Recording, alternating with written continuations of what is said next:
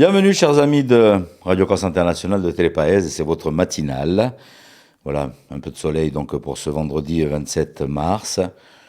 Côté bonne nouvelle, il reste toujours du carburant dans les stations. Côté mauvaise nouvelle, il est toujours à 2,37 €. Bonjour, salut à tous. Si vous impréguez. Voilà, c'est votre matinale de Radio Corse Internationale. Eh bien, on se retrouve pour ce dernier jour de la semaine, ce vendredi 27 mars, juste avant le week-end. On va faire un petit détour, comme d'habitude, sur l'ensemble de nos rubriques. Aujourd'hui, comme invité, nous aurons Sandrine Luigi, que nous allons retrouver pour parler de son spectacle qui va avoir lieu ces quelques jours. Et puis, on va débuter avec la météo, avec Philippe Jam, ainsi qu'un petit point sur l'information, et voir aussi si nos dépôts pétroliers sont toujours bloqués ou pas. Voilà, donc c'est dans l'information, et c'est de suite avec Philippe Jam.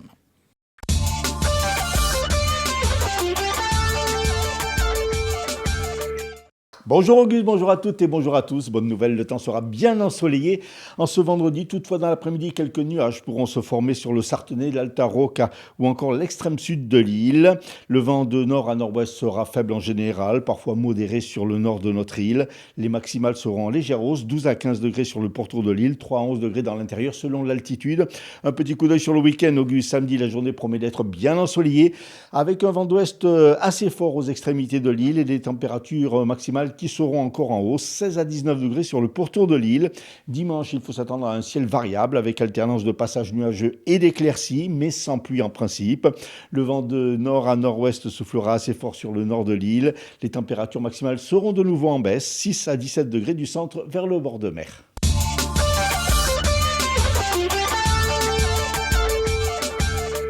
Dans le cadre d'une enquête pour tentative de meurtre sur un saisonnier de 26 ans, originaire de Charente-Maritime à Porto Vecchio en mars 2025, un homme a été placé en garde à vue hier. Celui-ci nie les faits qui lui sont reprochés, à savoir être l'auteur des coups de feu qui avaient blessé par balle le jeune homme au niveau de l'abdomen. Les deux enquêtes ouvertes pour détournement de fonds publics et prise illégale d'intérêt menées par le pôle économique financier de Bastia et visant la municipalité et le maire d'Ajaccio ont été classées sans suite. Dans ce dossier, la première procédure concernait les conditions de vente d'un terrain communal voté en conseil municipal. La seconde a des emplois proches de Stéphane Sbrage, le maire de la cité impériale, au sein de la commune et de la communauté d'agglomération du pays ajaccien. Le tribunal correctionnel de Bastia s'intéressait, lui, au dossier de la réalisation de travaux sans permis de construire et sans autorisation de la collectivité de Corse à Cavallo. Contre Fabien Philippe, le gérant du restaurant, le ministère public a requis 200 000 € d'amende ainsi que la démolition des installations illégales et la remise en état des lieux sous astreinte de 300 € par jour. À l'encontre de la société Epefil, il a demandé 400 000 € d'amende et une interdiction d'exercer une activité de restauration pendant 3 ans. La défense a quant à elle plaidé la relaxe, estimant que les faits reprochés doivent être replacés dans leur juste proportion. Le jugement a été mis en délibéré au 27 mai. Initialement prévu pour la fin du mois de mai au Sénat, l'examen du texte sur la révision constitutionnelle sur l'autonomie de la Corse a une nouvelle fois été retiré de l'ordre du jour parlementaire.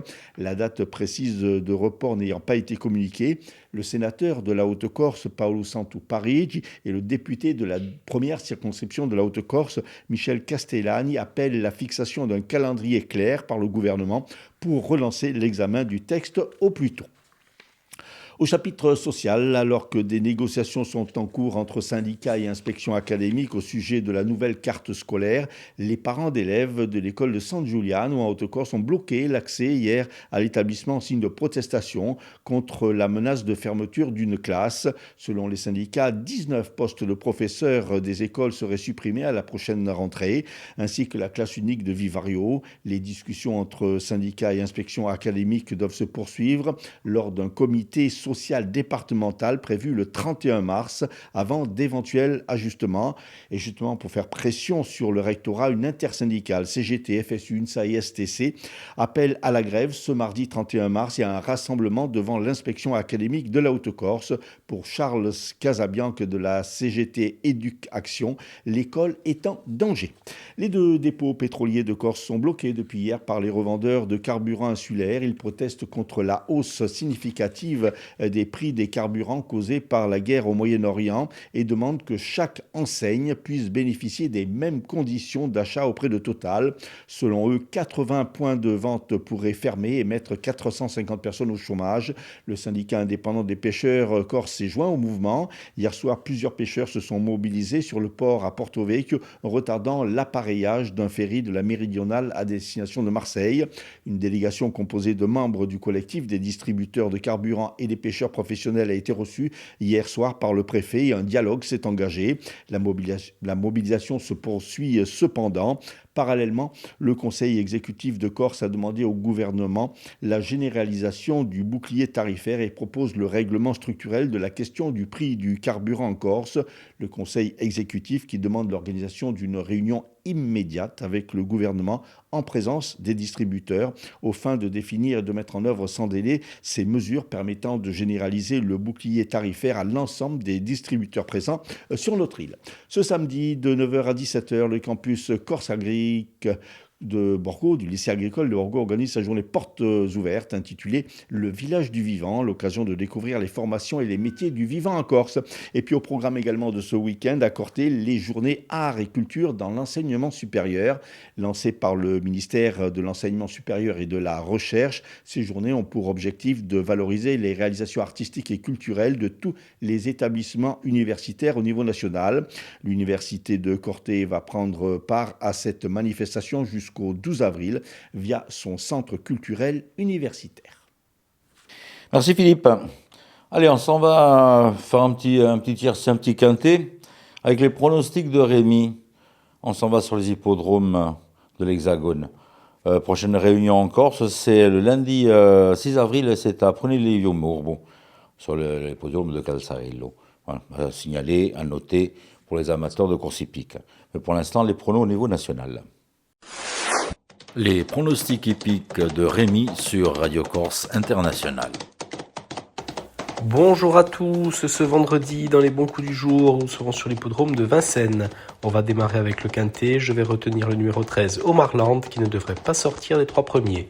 Passons désormais à la 5e course, où le 6, Eldorado Bar devrait l'emporter, tout comme dans la 7e, le numéro 5, Notable.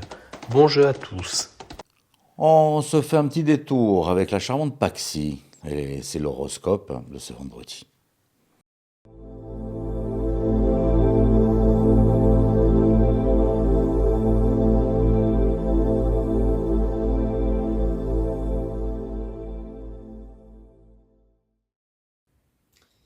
Et bonjour à tous, on se retrouve pour ce vendredi et on va voir un peu ce que l'on a à vous annoncer.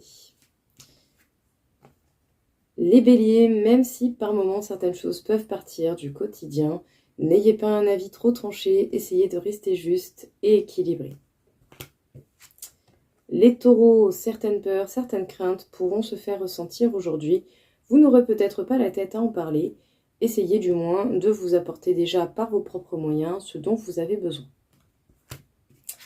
Les Gémeaux, vous pourriez vous sentir particulièrement rayonnant et plein d'énergie aujourd'hui.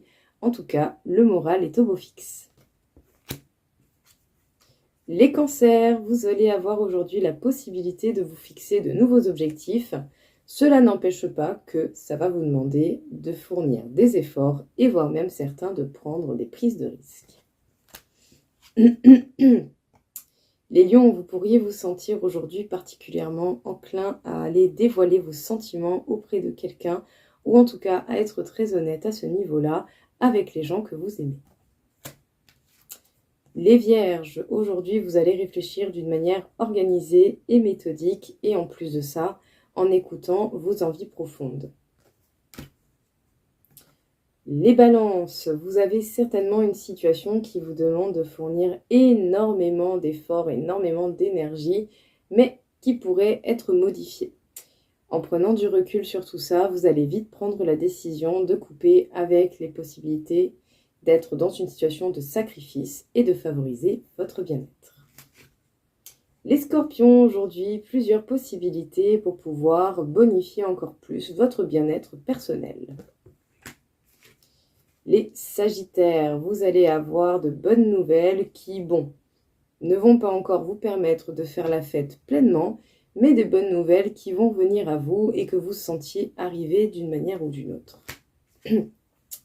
Les Capricornes, même si certaines de vos actions n'ont pour l'instant pas donné de résultats, ne vous inquiétez pas, le blocage est momentané. Les Verseaux, prendre un temps pour soi et réfléchir peut-être justement à certaines choses qui peuvent susciter des peurs et des craintes pour pouvoir manifester autre chose ou peut-être, pourquoi pas, créer quelque chose de différent. Les Poissons, vous allez apprendre grâce à votre expérience de vie comment favoriser les opportunités que la vie va vous apporter. Voilà tout le monde, je vous souhaite à tous une très belle journée et je vous dis à très vite. Au revoir.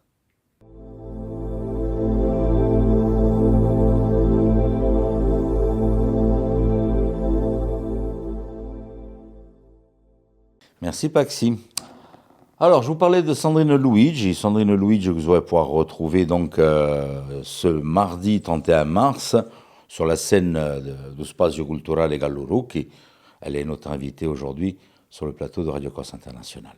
Notre invitée aujourd'hui, la virtuose de la guitare Sandrine Luigi, qui donnera un concert au Spazio Gallurucchi, donc le mardi 31 mars à 20h30. Et elle présentera à cette occasion son nouvel album. On va en parler dans quelques instants.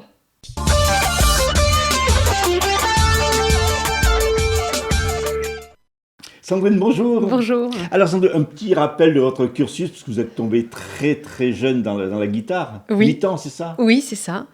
Comment c'est fait justement?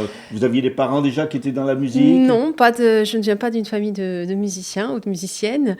En fait, il y avait eu une intervenante à l'école primaire et puis mon frère aussi avait envie de faire de la guitare.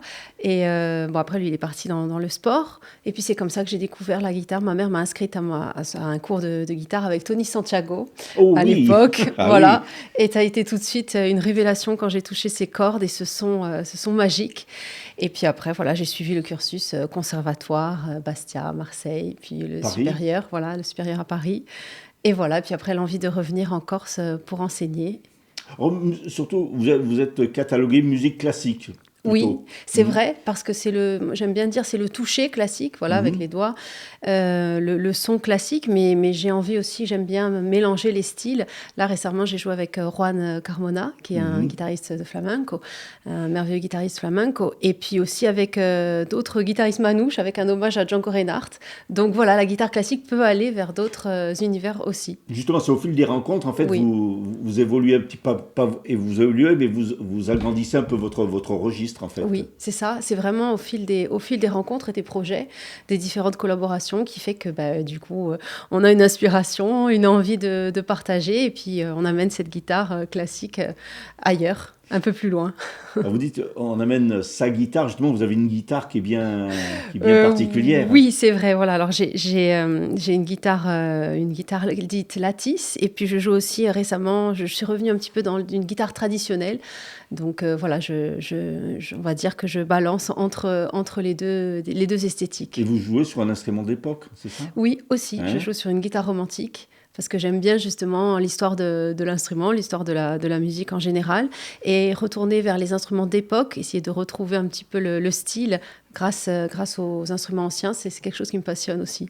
Alors, un premier album, Polaris, c'était en 2018. Oui. Et là, un nouvel album qui sort un petit peu du précédent. Oui, parce qu'il y a plus de compositions. Voilà, j'ai enregistré plus de compositions personnelles et puis des arrangements de chansons françaises aussi, des arrangements personnels.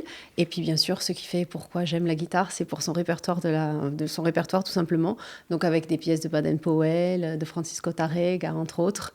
Et voilà, donc c'est vraiment mon univers, on va dire. Il y a combien de morceaux sur Alors, je crois l'album qu'il y en a Ella 14, je crois, ou 15 maintenant, je ne sais plus. Mais voilà, on va dire une quinzaine de titres. Et donc, c'est ce titre que vous allez interpréter donc Oui. le 31 mars Oui. à Charleroi. C'est ça, hein c'est ça. Ça va être un voyage, du coup, à partir de Aix, là. Et puis, enfin, on va peut-être déjà à partir de Polaris, et puis après, on va aller progressivement vers Aix, là. Et puis, il y aura aussi un invité surprise, mais c'est la surprise. C'est la surprise, on ne le dit pas, bien sûr. Voilà. Donc, j'espère que ça sera un beau moment. Et ensuite, vous avez déjà d'autres concerts de prévus? Alors oui, cet été. Vous tournez pas mal, hein? Cet été, du coup, entre autres. Et puis avec Avilette aussi, je continue Oui. la collaboration avec Ibalcone. Voilà, donc C'est vrai qu'on vous voit dans de nombreux groupes et c'est bien aussi ça, ce partage, d'avoir ce partage. Oui, c'est vrai. Et puis c'est encore une fois, voilà, c'est permettre à la guitare classique d'aller plus loin, d'ouvrir les frontières. C'est pas seulement souvent la guitare classique a un peu une image des fois rigoureuse, peut-être exigeante, alors que c'est tout le contraire. C'est vraiment une guitare qui vient du populaire, une guitare sensible. Donc il faut voilà, aller vers cette image-là, retrouver cette image, cette essence même de la guitare qui est vraiment en fait un instrument qu'on garde près de soi, un instrument intime, et donc tout est possible. Vous êtes aussi dans la transmission, puisque vous êtes professeur. Oui, c'est ça, au Conservatoire à Bastia, depuis maintenant de nombreuses années, quelques années on va dire. Et voilà, donc là c'est une autre manière de transmettre ma passion aux élèves. Voilà, et c'est vrai que ça fait partie aussi de la richesse. C'est à la fois être artiste, faire des concerts, et puis en même temps partager avec les élèves, leur transmettre le goût de la musique, le goût de la guitare, découvrir aussi peut-être un répertoire justement qu'ils ne connaissent pas avec la guitare classique. Justement, vous avez une petite formation spécialisée dans Oui. le registre classique. Vous faites des recherches, notamment dans les bibliothèques, pour trouver des partitions. Oui, voilà, oui. Souvent, dès que je peux, bien sûr, c'est toujours la curiosité, en fait, on va dire ce qui anime peut-être le musicien, mais peut-être toute personne, c'est la curiosité d'apprendre, la soif d'apprendre, de découvrir de nouvelles choses, et puis toujours de se perfectionner, d'aller plus loin. Donc Sandrine, on se retrouve ce 31 mars à partir de 20h30. Et puis après, pas mal de tournées avec aussi d'autres artistes, sûrement. Oui, voilà, exactement. Merci beaucoup. Merci beaucoup.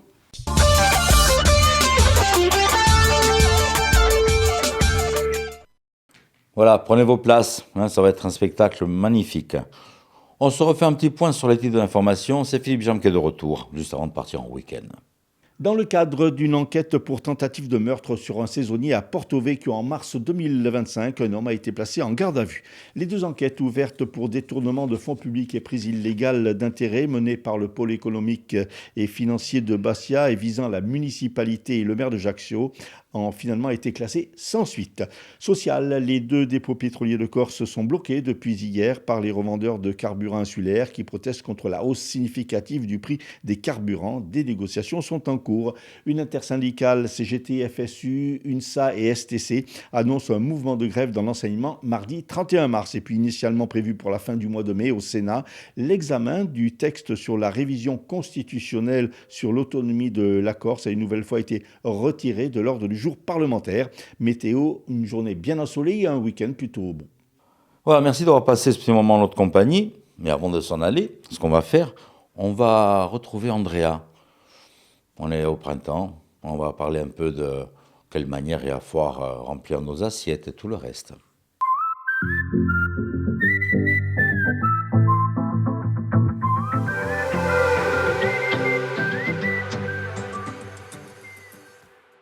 Bonjour à tous, aujourd'hui on va aborder bien évidemment la partie du printemps, donc on arrive petit à petit vers les beaux jours. Bien évidemment comme chaque année on voit passer la propagande sur la fameuse détox. Donc la détox, qu'est-ce que c'est ? Quelles sont justement les mesures à mettre en place donc dans notre quotidien, et aussi on va aborder pourquoi on parle de détox à ce moment-là. Donc, on a passé un hiver où, bien évidemment, on s'est fait plaisir, où on a voulu des plats réconfortants, des plats bien chauds qui nous tiennent au corps.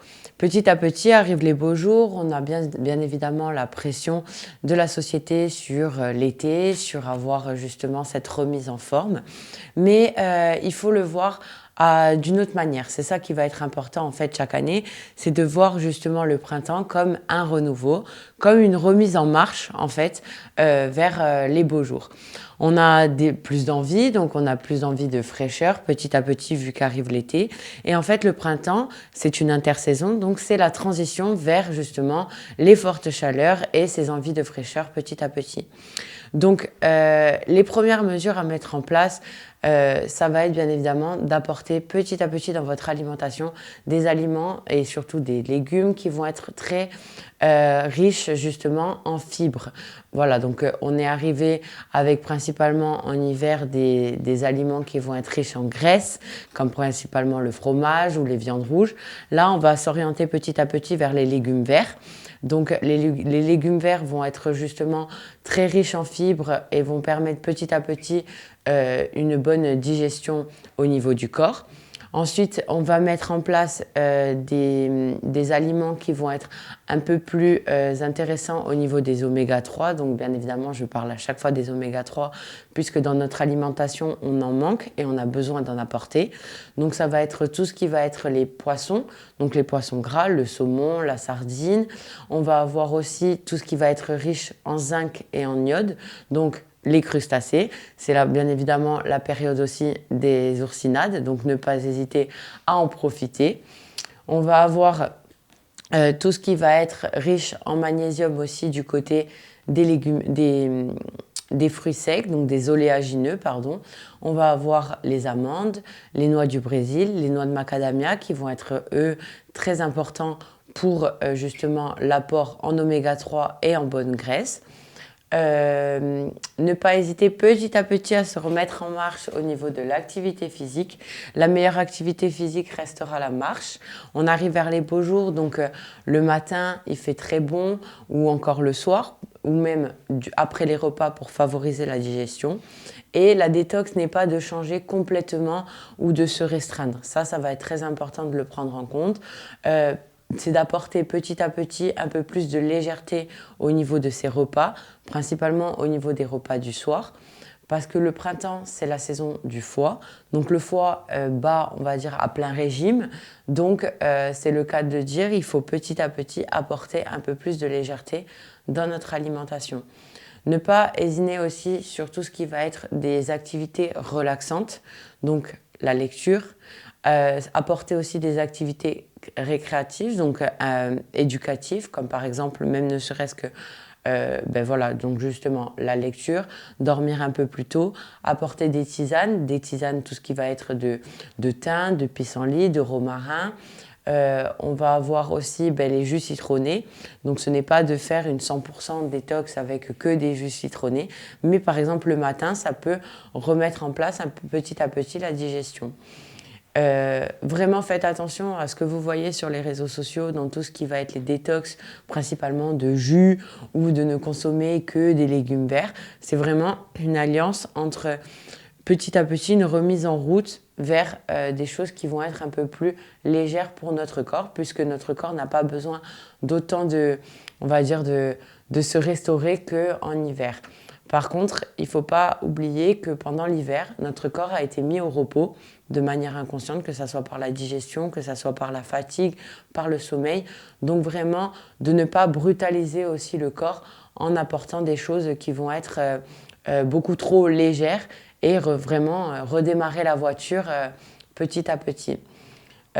Au niveau des légumes secs également, on va favoriser tout ce qui va être légumes secs, moins de sucre, moins de sel, moins de gras, mais toujours savoir se faire plaisir, surtout qu'il va arriver les beaux jours et on va avoir le plaisir justement des activités comme par exemple sur la plage, les barbecues et bien évidemment faire attention à l'alcool et petit à petit apporter de bonnes résolutions, mais ne pas se frustrer et ne pas se restreindre.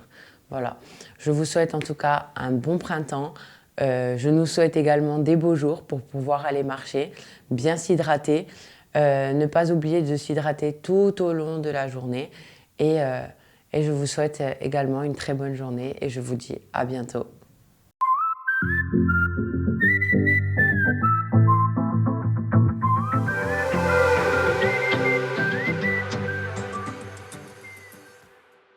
Voilà, il ne me reste plus qu'à vous souhaiter de passer un très bon week-end. Voilà, avec le temps qu'on va avoir. Hein. Magnifique mes raisins pour ce samedi-dimanche. On se retrouve lundi matin si vous voulez bien. Tini de volte et à presto. Bonjour, salutato. all'ascolto di Radio Corsica Internazionale, prima radio. Siamo sempre